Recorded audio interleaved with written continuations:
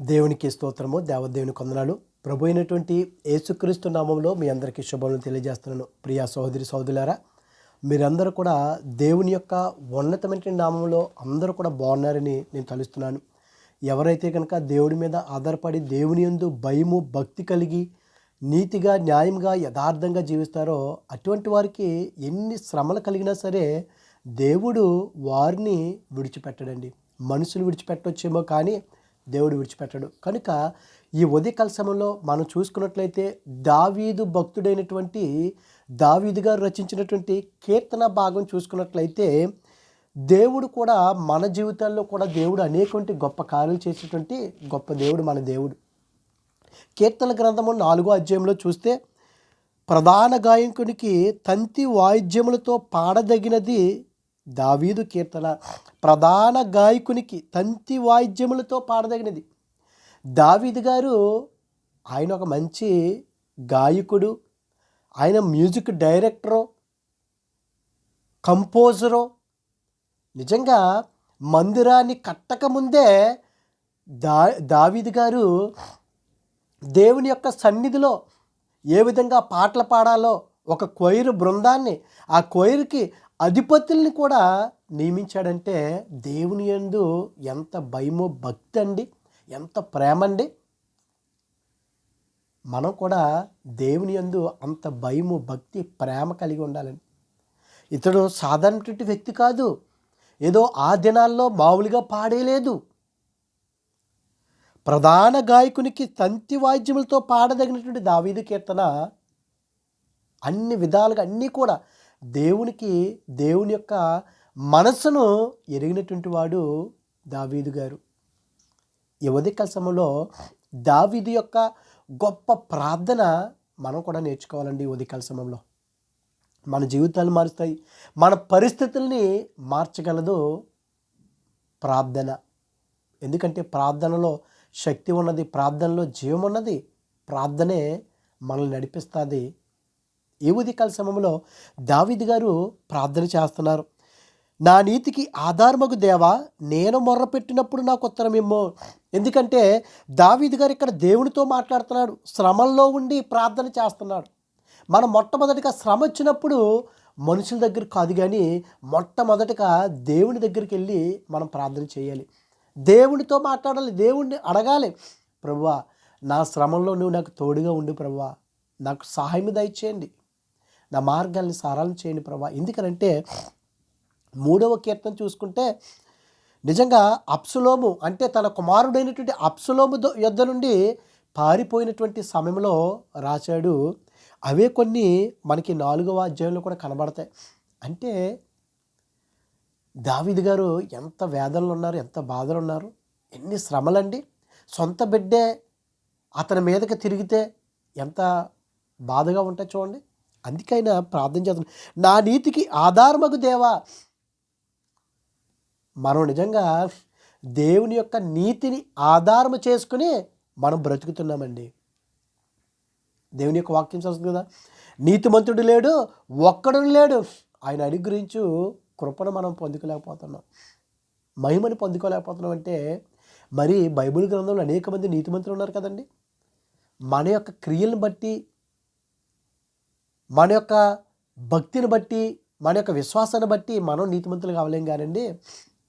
దేవుని యొక్క కృపను బట్టి,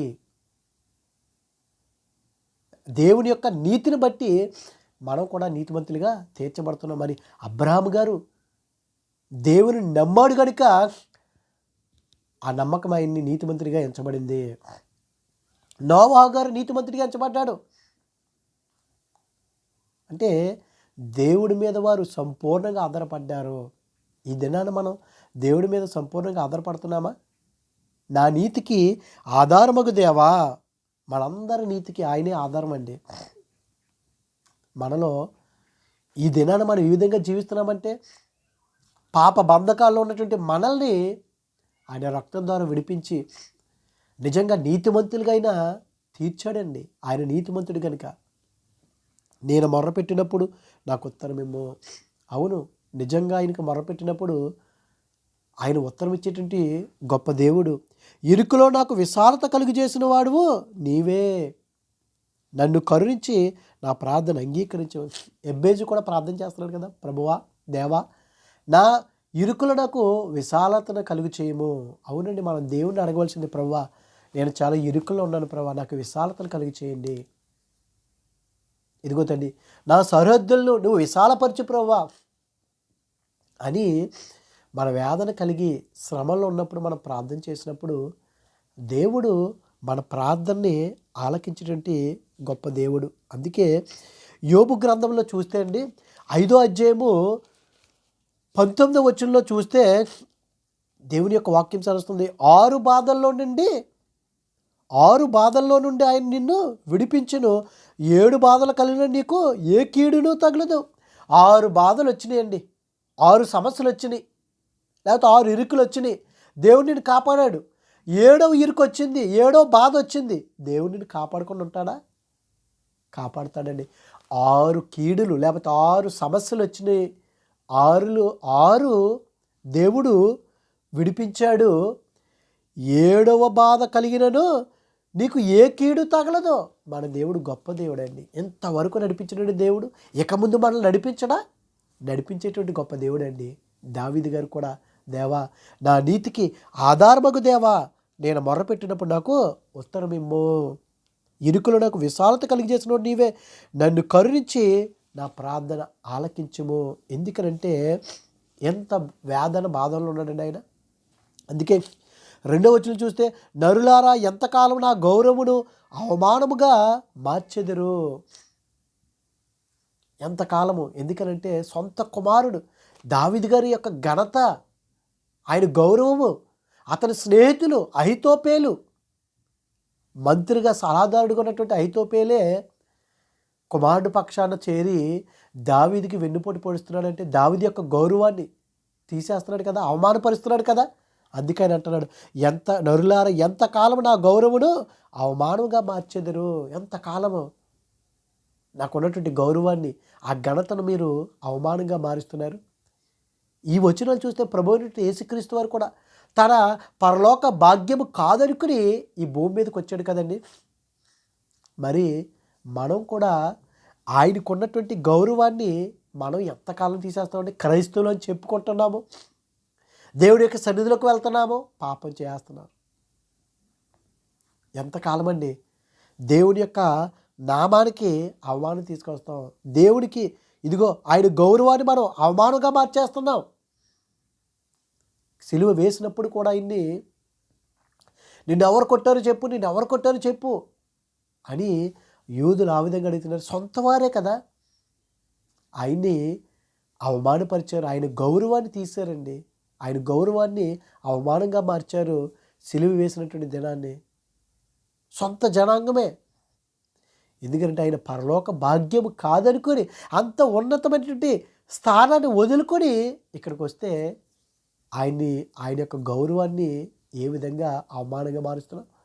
ఆ దినాన్ని యూదులు ఆ విధంగా చేశారు. ఈ దినాన్ని మనం క్రైస్తవుల మధ్య, అన్యుల మధ్యన ఆయన యొక్క నామానికి మనం అవమానకరంగా, ఆయన యొక్క నామాన్ని మనం దూషించే విధంగా మనం ప్రవర్తించినట్లయితే దేవుడు ఎంతో బాధపడతాడండి. ఇదిగో దావీదు గారు కూడా ఆ విధంగానే, సౌలు కూడా ఆయన మీద ఎన్నిసార్లు తిరుగుబాటు చేసినప్పుడు దేవుడు రక్షించాడు. ఇదిగో ఎంతకాలం మీరు నా గౌరవం అవమానంగా మార్చెదరు, ఎంతకాలం వ్యర్థమైన దానిని ప్రేమించెదరు. ప్రసంగి అంటాడు కదండి, వ్యర్థము సమస్తముని వ్యర్థము. సూర్యుని కింద ఉన్నటువంటి ప్రతీది కూడా వ్యర్థమే. అతనికి మనసుకు నచ్చినదంతా కూడా చేశాడండి సొలొమోను గారు. తను అనుకున్నదంతా కూడా అనుభవించాడు. చివరికి వ్యర్థము సమస్తమును వ్యర్థము. ఇదిగో మనం కూడా ఈ దినాల్లో వ్యర్థమైనటువంటి కోసమే దాన్ని ఎంతకాలం వ్యర్థమైన దాన్ని ప్రేమించదురు. వ్యర్థమైనటువంటి వాటిని ప్రేమిస్తున్నామండి. నిజమైనటువంటి ప్రభువుని కనుక మనం ఆయన కనుక ప్రేమించినట్లయితే వ్యర్థం, ఈ లోకంలో ఉన్నటువంటి సమస్తమును వ్యర్థమేనండి. ప్రభువుని ప్రేమించినట్లయితే అందుకే అంటున్నాడు, ఇదిగో మీరు నన్ను ప్రేమించండి. మొట్టమొదటిగా మనం ఆయన్ని ప్రేమించాలంటే అండి, అప్పుడు తర్వాత మనం ఏదైనా వ్యర్థమైనటువంటి వాటిని మనం ఈ లోకంలో వాటినైనను మనం ప్రేమించకూడదు, దానికి దూరంగానే ఉండాలి. ఎంతకాలం మీరు వ్యర్థమైన వాటిని ప్రేమించుదురు, ఎంతకాలము అబద్ధమైన వాటిని వెతుకుదురు. ఎందుకనంటే ఈ దుష్టుడు అబద్ధమైనటువంటి వాటిని వెతికే విధంగా మనం చేస్తూ ఉంటాడు. చివరికి వెళ్తే ఇది అసత్యము అని తెలుసుకుంటాం, మన ప్రయాసం వ్యర్థమైపోతుంది అప్పుడు. ఎందుకంటే వాడు అబద్ధాలకు జనకుడు వాడు. మనం అడగలి, ప్రభువా నేను నిజమైనటువంటి వాటిని వెతికే విధంగా, నిన్ను ప్రేమించే విధంగా ఆ మనసు నాకు అనుగ్రహించు ప్రభువా. ఇదిగో తన యొక్క నరులతో మాట్లాడుతున్నాడు దావీదు గారి ఈ యొక్క వచనాల్లో. నేను యెహోవా తన భక్తులని తనకు ఏర్పరచుకొనిచున్నాడని తెలుసుకొనుడి. అవును కదండి, దేవుడు నిజంగా తన భక్తుల్ని ఏర్పాటు చేసుకున్నాడు. అబ్రహాం గారిని ఏర్పాటు చేసుకున్నాడు. నిజంగా మనం భక్తులమేనా? క్రైస్తవులు అంతే అండి, మనం పేరుకు మాత్రమే క్రైస్తవులు మనం. కానీ దేవుడు తన భక్తుల్ని ఏర్పాటు చేసుకున్నాడు. నిజంగా యోనా గారు కావచ్చు,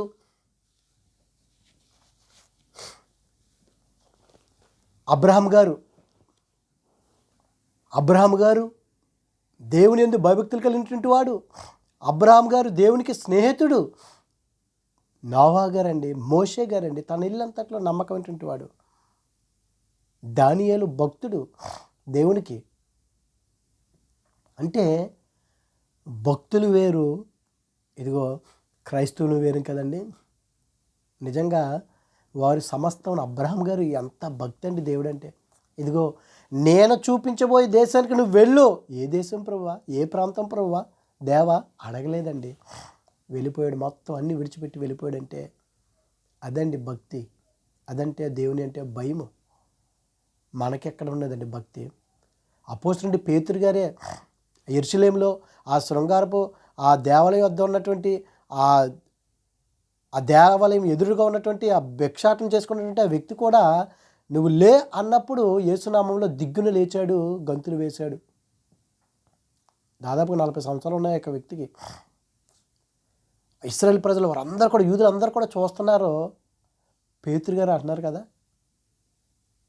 అక్కడ పేతురు ఏమని గారు, ఇదిగో మా భక్తి చేతనైన మా శక్తి చేతనైన నిలబడని వీడిని చూసి మీరెందుకు మమ్మల్ని ఆశ్చర్యంగా చూస్తున్నారు? మా భక్తి చేత అయితే వీడు లెగడం, మా శక్తి చేత అయితే అస్సలే లెగడం. అదే మనమైతే నేను ప్రార్థన చేశానండి, నా గొప్పతనం, నా భక్తి, నా భయము అని చెప్పుకుంటామండి మనం. పేతురు గారు ఏమంటున్నారు? మా భక్తి కాదు, మా శక్తి చేతను కాదు అని అంటున్నాడంటే ఇంకా మనం ఏ పార్టీ వాళ్ళమండి? ఒకసారి మనం ఆలోచించుకోవాలి. అపోస్తలుల కార్యాలు 3వ అధ్యాయంలో మనం చూస్తే పగలు 3 గంటలకు ఈ ప్రార్థన కాలమున పేతురుని యోహాను దేవాలయానికి ఎక్కి వెలుచుండగా పుట్టినది మొదలుకొని కుంటివాడిన ఒక మనుష్యుడు. ఇదంతా చదివితే మనకు తెలుస్తుంది. 3వ అధ్యాయము 12వ వచనంలో చూస్తే పేతురు దీనిని చూచి ప్రజలతో ఇట్లా అంటున్నారు, ఇశ్రాయేలులారా మీరు వీని విషయమే ఎందుకు ఆశ్చర్యపడుచున్నారు? మా సొంత శక్తి చేతనైనను భక్తి చేతనైను నడవని వీనికి బలమిచ్చినట్లుగా, మేమేదో మా భక్తి చేత మా శక్తి చేత మేమేదో బలం ఇచ్చినట్లుగా మీరెందుకు మా తట్టు తేరి చూచున్నారు? అదే మనమైతే ఏమంటామండి? ప్రార్థన చేసాం, అక్కడ స్వస్థత పొందుకున్నారు. నేను ప్రార్థన చేశాను. అయ్యో, మరి పేతురు గారు యోహాను గారు ఇంకేమనుకోవాలండి? మా భక్తి చేత కాదు, మా శక్తి చేతను నిలబడినటువంటి వీడిని మమ్మల్ని ఎందుకు మీరు తేరి చూస్తున్నారంటే, ఈ దినాన్ని చూడండి, దేవుని యొక్క వాక్యం చదువుతుంది. యెహోవా తన భక్తులను తను ఏర్పరచుకొని ఉన్నాడని తెలుసుకొనడి. దేవుడు ఏర్పాటు చేసుకున్నాడు తన భక్తుల్ని. వారండి నిజంగానే భక్తులు. హిజ్కియా ప్రార్థన చేశాడు, ప్రార్థన విన్నాడు దేవుడు. అదండి భక్తుని యొక్క ప్రార్థన. ఈ ఉదయకాల సమయంలో మనల్ని మనం పరీక్షించుకోవాలి. మనం ఎటువంటి ప్రార్థన చేస్తున్నాం, ఎటువంటి భక్తి కలిగి మనం జీవిస్తున్నామో. దావీదు గారు నరులతోటి, తన శత్రువులతో పలుకుతున్నటువంటి మాటలో, ఇదిగో నేను యెహోవాకు మొరపెట్టగా ఆయన ఆలకించును. భక్తులు ప్రార్థన చేస్తే దేవుడు ఆలకిస్తాడండి. యాకోబు గారు దేవుడు ప్రార్థన వినలేదా? హిజ్కియా ప్రార్థన వినలేదా? భక్తుల యొక్క ప్రార్థన విన్నాడండి. మోషే గారు ప్రార్థన వినలేదా? యెహోషువ గారు ప్రార్థన వినలేదా? సూర్యుడు చంద్రుడు ఆగిపోయాడు. సంపూర్ణంగా వారు దేవుడిని నమ్మరండి. మనం నమ్మలేకపోతున్నాం. ఈ ఉదయకాల సమయంలో ఒక్కసారి ప్రభువా, దావీదు యొక్క గొప్ప ప్రార్థన బట్టి మన జీవితాలు మారాలి, మన ప్రార్థన శైలి మారాలి. ఎంతసేపు లోకానుసారంగా మనం అడుగుతున్నాం, ప్రభువా ఆధ్యాత్మికంగా నన్ను బలపరచు ప్రభువా, ఈ లోకం మీద నేను మనసొంచకుండా ఇదిగో నీ వైపు ప్రభువా, నీవే నా నీతికి ఆధారం ప్రభువా, నా ప్రార్థన ఆలకించేవాడువు.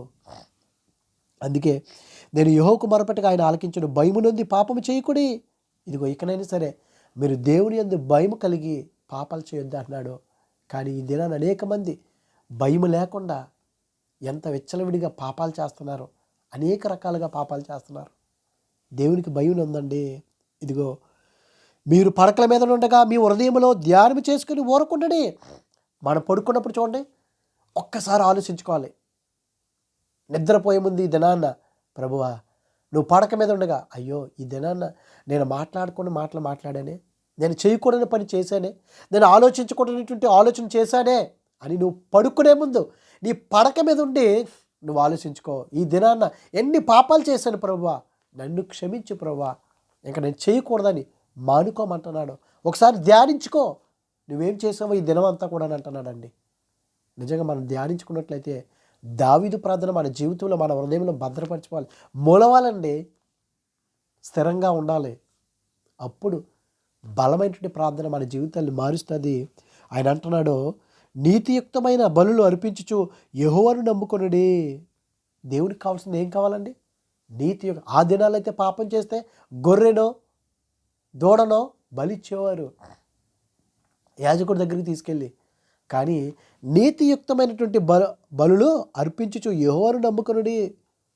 మనం నీతియుక్తమైనటువంటి బలులు అర్పించాలి, దేవుడికి ఇష్టమైనటువంటి సత్క్రియలు చేస్తూ. అందుకే మాకు మేలు చూపువాడెవడని పలుకువారు అనేకులు, యెహోవా నీ సన్నిధిని కాంతి మా మీద ప్రకాశింపచేయము.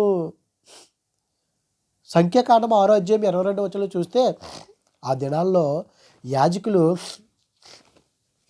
ఏ విధంగా వారు ఆశీర్వదించేవారు చూడండి.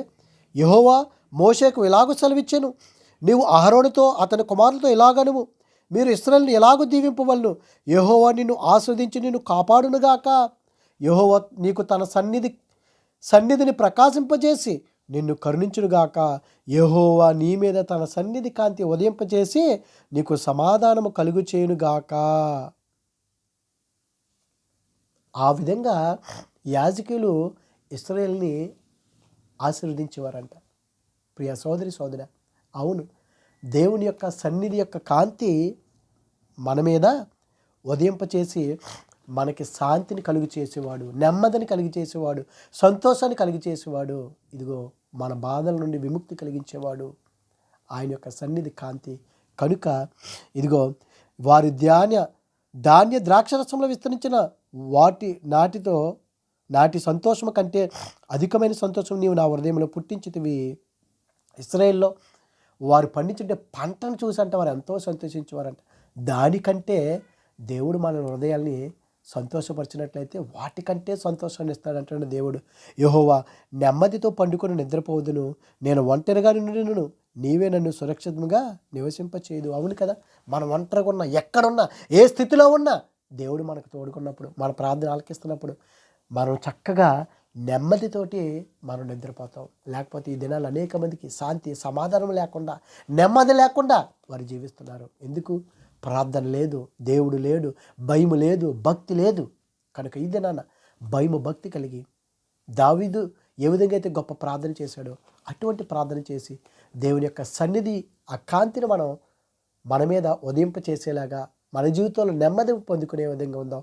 అటువంటి కృప దేవుడు మనందరికీ దయచేయుగాక. ఆమేన్. పరిశుద్ధుడా, ప్రేమగల తండ్రి, మహిమగల దేవానికి స్తోత్రాలు ప్రభా.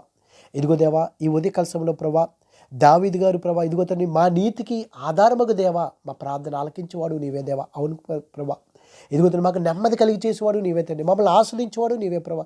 ఇదిగో తండ్రి, మేము నిజమైనటువంటి భయం కలిగి భక్తి కలిగి ప్రభా, ఇదిగో తండ్రి, మేము నీకు దగ్గరగా ఉండేటువంటి భాగ్యం దయచేయండి. ఇదిగో దేవా, లోకములు ప్రభా మేము వ్యర్థమైనటువంటి వాటిని వెతకకుండా ప్రభా, అబద్ధముల వెనక పరిగెట్టకుండా ప్రభా, నీకు ఇష్టమైన బిడ్డలుగా మమ్మల్ని జీవింపచేసి ఇదిగో తండ్రి మా జీవితాల్లో ప్రభా నెమ్మదిని, సంతోషాన్ని, శాంతిని, సమాధానం మాకు దయచేయమని, నీ కృపలో భద్రపరచమని క్రీస్తు నామములో అడుగుచున్నాం పరమ తండ్రి. Amen, amen. God bless you all. దేవుడు మిమ్మల్ని, మీ కుటుంబాన్ని దేవుడు దీవించి ఆస్వాదించును గాక. ఆమేన్.